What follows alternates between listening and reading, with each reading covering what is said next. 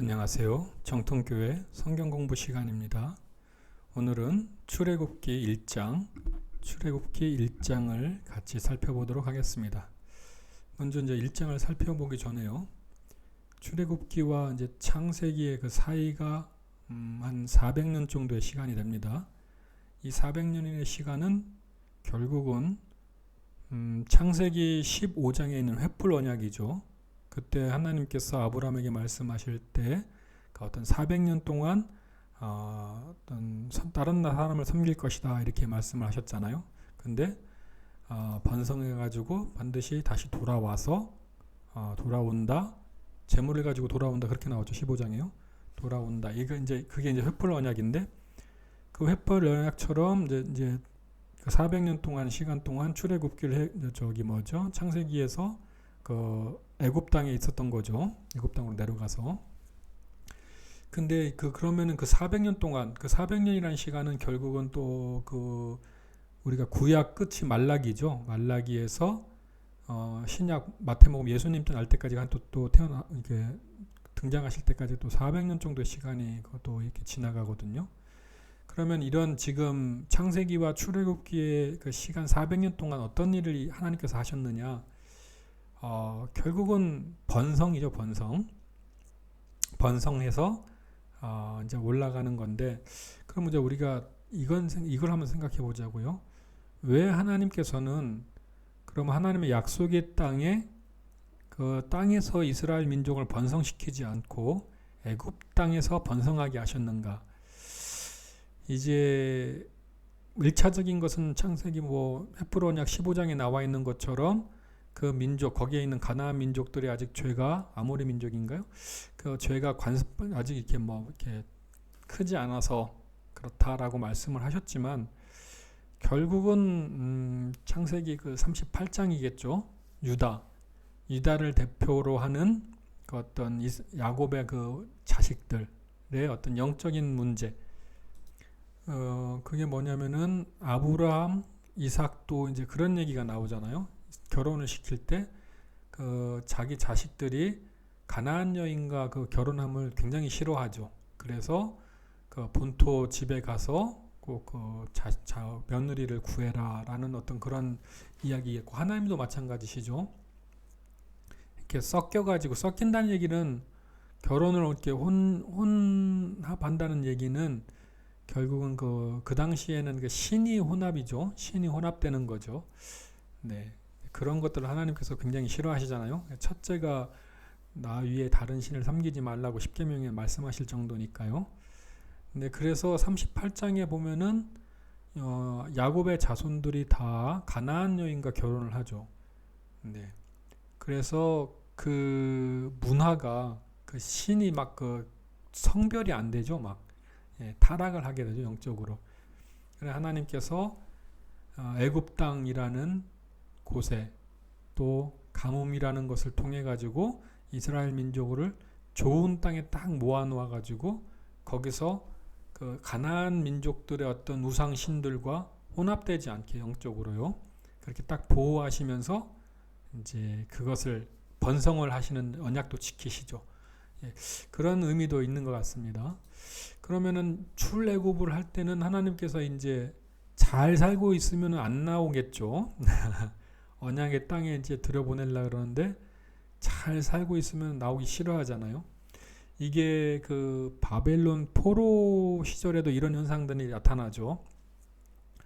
그 70년의 시간 동안 그 포로됨을 허락하셨는데 나중에 70년 후에 바벨론 고레스인가요? 그 왕이 돌아가서 너희 신을 섬겨라라고 선포하였을 때 돌아오지 않는 제사장 레위인들이 너무 많죠. 네.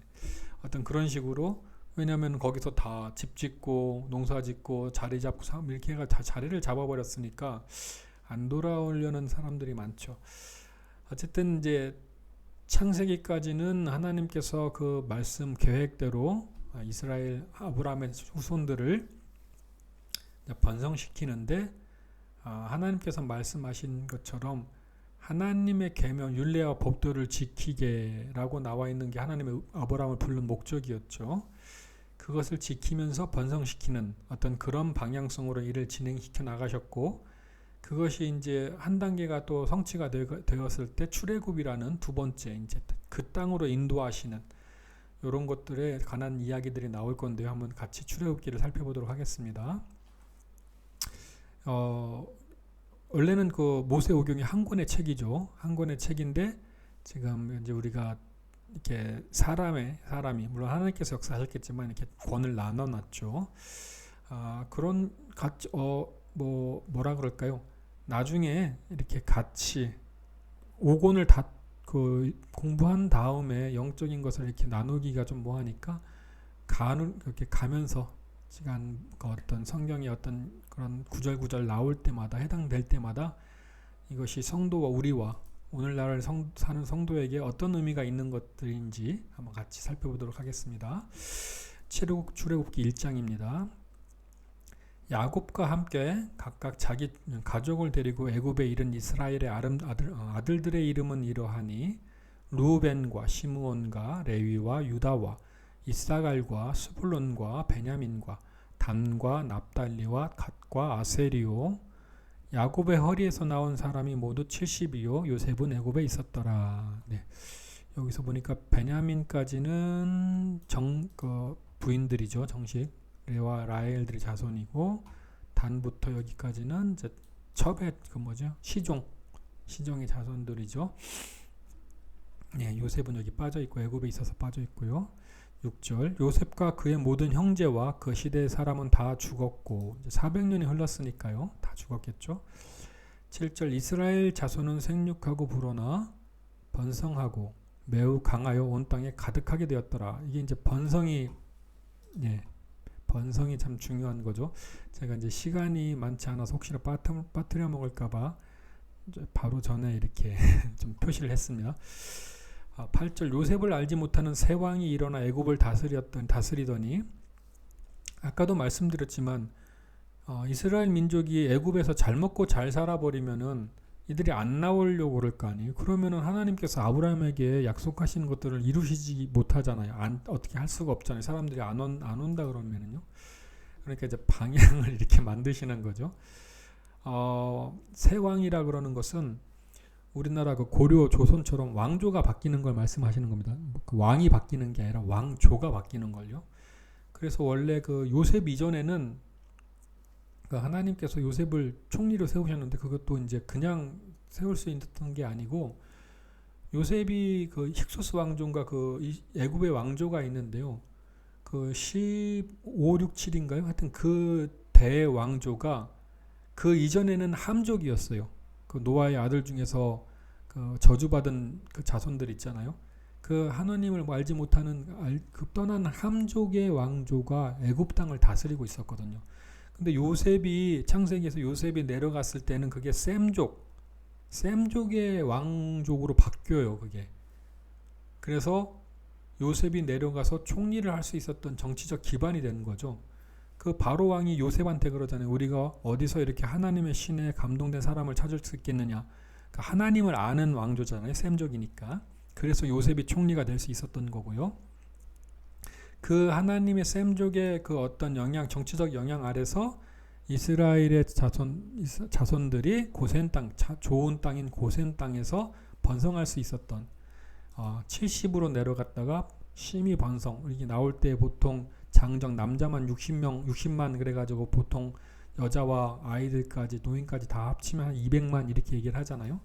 200만까지 번성을 한 거죠. 70명이 내려가서 400년 만에 하나님께서 계속 이제 좋은 땅에서 좋게 이제 분사 관리를 하신 거겠죠.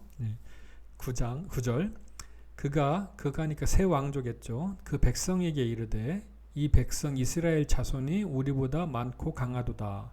그가 그 백성이니까요. 그 함족의 왕이 그 함족 백성들에게 말하겠죠. 이 사람들은 셈족인데 우리 함족에 있으니까 근데 우리보다 많고 강해. 이게 이 얘기잖아요. 10절 자 우리가 그들에게 대하여 지혜롭게 하자. 두렵건대 그들이 더 많게 되면 전쟁이 일어날 때 다시 이제 셈족과 함족의 전쟁이 일어날 때를 말하겠죠. 우리 대적과 합하여 우리와 싸우고 이 땅에서 나갈까 하노라. 이제 반역에 관한 뭐 내부 반란이겠죠. 그런 걱정을 하는 거고요. 당연하겠죠. 함족이니까 셈족을 당연히 우리나라 그 조선 때도 생육신 뭐 사육신 뭐 이렇게 나오잖아요. 그래가지고 고려에 그 충성하는 사람들 이렇게 다 죽이잖아요. 그런 식이겠죠. 11절 감독들을 그들에 세우고 그들에게 무거운 짐을 지워 괴롭게 하여 무거운 짐을 지고 괴롭게 하여 두 번 있네요. 네. 그들에게 바로를 위하여 굳고선 비돔과 라암셋을 건축하게 하니라. 그러나 학대를 받을수록 더욱 번성하여 퍼져나가니 애굽 사람이 이스라엘 자손으로 말미암아 근심하여 그 핍박할수록 더 번성하니까 근심이 되겠죠. 이스라엘 자손에게 일을 엄하게 시켜 해결책이죠. 그 나름대로 어려운 노동으로 그들의 생활을 괴롭게 하니 곧 흙 이기기와 벽돌 굽기와 농사의 여러 가지 일이라. 그 시키는 일이 모두 엄하였더라. 이 얘기는 결국은 남자들을 너무 힘들게 만들어서 자식들을 낳을 수 없게끔 너무 힘들어서 뭐 그런 식으로 이제 하는 거겠죠. 15절 애굽 왕이 히브리 산파 시프라라 하는 사람과 부하라 하는 사람에게 말하여 이르되 너희는 히브리 여인을 위하여 해산을 도울 때 그 자리를 살펴 아들이거든 그를 죽이고 딸이거든 살려두라. 예, 그러니까 이제 두 가지를 한 거죠. 남자들을 괴롭게 하고 여자들을 괴롭게 한 거죠. 그래서 그 수가 번성하는 것을 막으려고 한 거죠. 17절 그러나 산파들이 하나님을 두려워하여 애굽 왕의 명령을 어기고 남자 아기들을 살린지라. 애굽 왕이 산파를 불러 그들에게 이르되 너희가 어찌하여 이같이 남자 아기들을 살렸느냐. 산파가 바로에게 대답하되 히브리 여인은 애굽 여인과 같지 아니하고 건장하여 산파가 그들에게 이르기 전에 해상하였더이다 하며 이게 15절에 보시면은 히브리 산파 시프라라 하는 사람과 부하라는 사람에게 이제 부르서 말을 하잖아요. 저도 처음에는 이게 이제 이 산파들이 히브리 사람인 줄 알았는데 그냥 그 병원의 히브리 사람 담당 이렇게 의사 이렇게 생각하시면 좋을 것 같습니다. 그래서 애굽 왕이 왜냐면은 히브리 산파한테 히브리 아기들을 죽이라 그러면 당연히 안 하겠죠. 네. 애굽 왕이 뭐 그 정도의 바보는 아니겠죠. 네. 20절이죠. 하나님이 그 산파들에게 은혜를 베푸시니 그 백성은 번성하고 매우 강해지니라. 그러니까 그 산파들에게 은혜를 베푸셔서 이스라엘 민족은 계속 번성한다는 얘기고요. 21절 그 산파들은 하나님을 경외하였으므로 하나님이 그들의 집안을 흥왕하게 하신지라.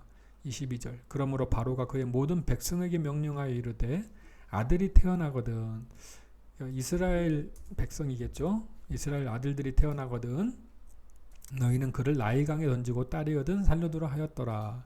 나일강이라고 제가 표시를 해놨는데 이게 그냥 단순하게 익사시키기 위해 가지고 나일강에 던지라 이게 아니라요. 그 애굽에서 섬기던 그쪽 함족이 섬기던 그 어떤 신 중에 나일강 신이 있어요.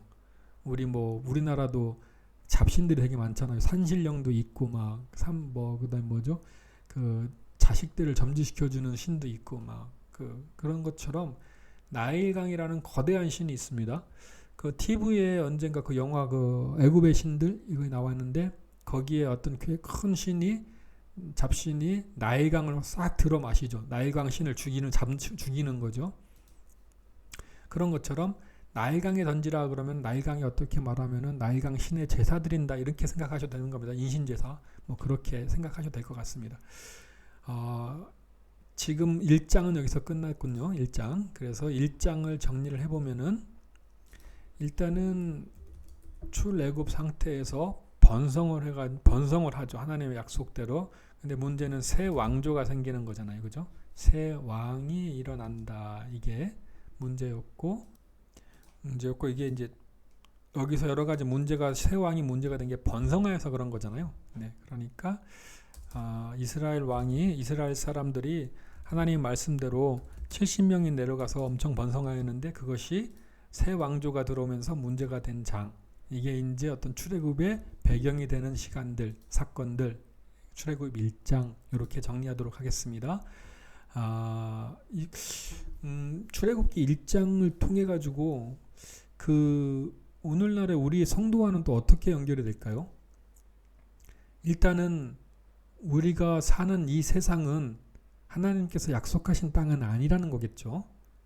우리가 여기서 잘 먹고 잘 산다 할지라도, 또는 못 먹고 못 산다 할지라도, 이러거나 저러거나 우리가 생각해야 될 것은 이 땅이 이 세상이 지금 약속의 땅은 아니라는 거겠죠. 그래서 하나님께서 각 사람에게, 우리에게 어떤 시간과 하나님의 때가 되면은 우리를 이 세상에서 건지시는 작업을 하시겠죠. 그게 이제 전도가 되겠죠.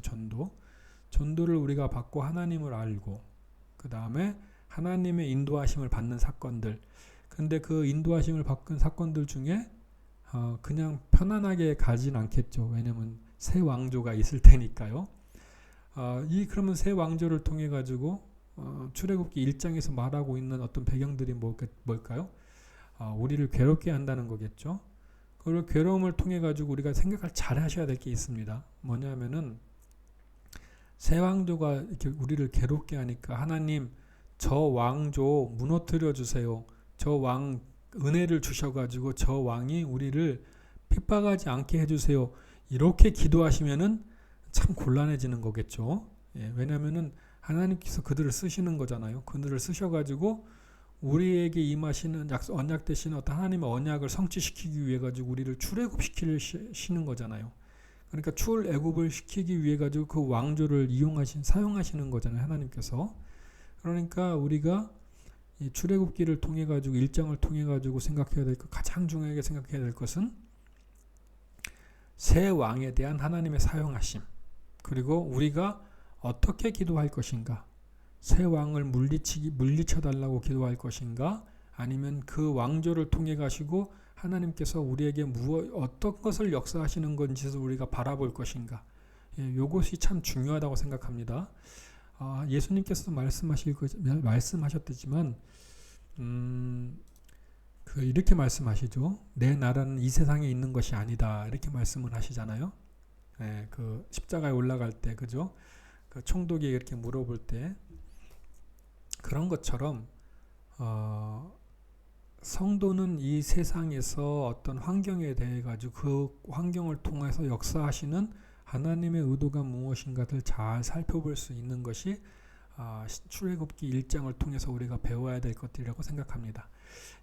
오늘은 이렇게 출애굽기 1장을 정리하도록 하겠습니다. 감사합니다. 수고하셨습니다.